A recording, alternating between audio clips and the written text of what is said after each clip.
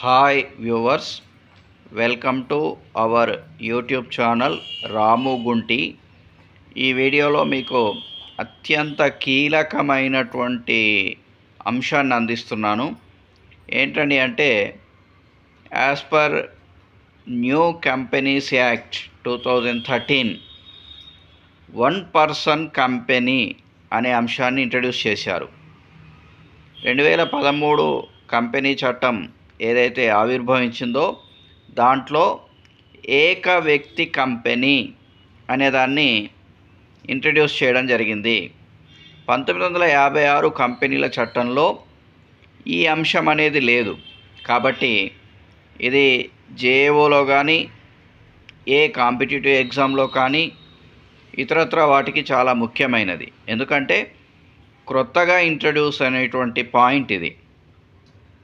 మరి ఏంటండి one person company, ఏక వ్యక్తి కంపెనీ అంటే, as per companies act 2013 section 2 subsection 62 one person company shall always a private company అంటే, కంపెనీల చట్టం 2013 సెక్షన్ 2 సబ్సెక్షన్ 62 ప్రకారం ఏక వ్యక్తి కంపెనీ ఎప్పటికీ ఒక ప్రైవేట్ లిమిటెడ్ కంపెనీనే.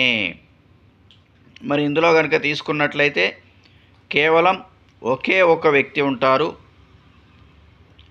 అలాగే సొంత వ్యాపారంతో ఈ కంపెనీని కలపవచ్చు. అలాగే ఈ వన్ పర్సన్ కంపెనీ కనుక స్థాపించాలంటే అతను కేవలం ఇండియన్ సిటిజన్, భారతీయ పౌరుడై మాత్రమే ఉండాలి. ఎన్ఆర్ఐ కానీ, నాన్ రెసిడెంట్ ఇండియన్, ఇండియాలో ఉండని వ్యక్తి కానీ, ఇండియాలో పుట్టి ఇండియాలో ఉండని వ్యక్తి కానీ, లేదా విదేశస్తులు కానీ ఈ కంపెనీని ఏర్పాటు చేయకూడదు. కేవలం భారతీయ పౌరుడై మాత్రమే ఉండాలి.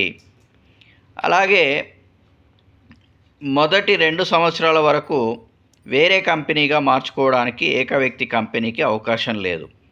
ఒకవేళ 2 సంవత్సరాల తర్వాత కంపెనీగా మార్చుకోవాలి అంటే పెయిడ్-అప్ షేర్ క్యాపిటల్ లేదా టర్నోవర్, మరి చెల్లించినటువంటి వాటా మూలధనం 50 లక్షల కంటే ఎక్కువన్నా లేదా టర్నోవర్ 2 కోట్ల కంటే ఎక్కువన్నా కంపెనీగా మార్చుకోవచ్చు. అలాంటప్పుడు మరి ఈ కంపెనీగా మార్చేటప్పుడు కొన్ని లిమిటేషన్స్ ఉన్నాయండి. ఏంటండి అంటే, వన్ పర్సన్ కంపెనీ అనేది బ్యాంకింగ్ కంపెనీగా మార్చుకోవడానికి వీల్లేదు. 2013 కంపెనీల చట్టం 2013 సెక్షన్ 8 ప్రకారం. అలాగే ఎన్బిఎఫ్సిగా అంటే నేషనల్ బ్యాంకింగ్ ఫైనాన్స్ సర్వీసెస్గా కూడా మార్చుకోవడానికి వీల్లేదు. ఇన్వెస్ట్మెంట్ కంపెనీగా, పెట్టుబడుల కంపెనీగా కూడా మార్చుకోవడానికి వీల్లేదు. ఫైనాన్సింగ్ కంపెనీ, ఆర్థిక వ్యవహారాల కంపెనీగా కూడా మార్చుకోకూడదు. అంటే ఇక్కడ చూడండి, అన్ని పాయింట్స్ కూడా ఫైనాన్షియల్కి సంబంధించినవి ఉన్నాయి. అంటే బిజినెస్ పరంగా మాత్రమే మార్చుకోవచ్చు, కానీ ఆర్థిక పరమైన కంపెనీలుగా మార్చుకోకూడదు. ఇది చాలా కీలకమైనటువంటి టాపిక్ అండి. కంపెనీల చట్టం 2013 ప్రకారం ఇంట్రడ్యూస్ చేసినటువంటిది. మరి ఇది అర్థం చేసుకుంటారని ఆశిస్తూ ఇది బాగా నేర్చుకోండి. ఒక కంపెనీ, ఏక వ్యక్తి కంపెనీ అనేది ఏ కంపెనీల చట్టంలో ఉంటుంది అని అడగవచ్చు, లేదా ఏక వ్యక్తి కంపెనీ సెక్షన్ ఏంటి అని అడగవచ్చు. సెక్షన్ 2 సబ్సెక్షన్ 62 కంపెనీల చట్టం 2013 గుర్తుపెట్టుకోవాలి. తర్వాత కేవలం భారతీయ పౌరుడైతేనే ఏక వ్యక్తి కంపెనీ ప్రారంభించవచ్చు. సొంత వ్యాపారాన్ని మరి ఈ కంపెనీగా కలుపుకునే అవకాశం కూడా ఉంటుంది. అలాగే సెక్షన్ 8 ప్రకారం బ్యాంకింగ్ కంపెనీలుగా, ఎన్బిఎఫ్సిలుగా, ఇన్వెస్ట్మెంట్ కంపెనీలుగా, ఫైనాన్సింగ్ కంపెనీలుగా మార్చుకోవడానికి వీల్లేదు. ఒకవేళ కంపెనీలుగా మార్చుకోవాలంటే 2 సంవత్సరాలు నిబంధన ఉంటుంది.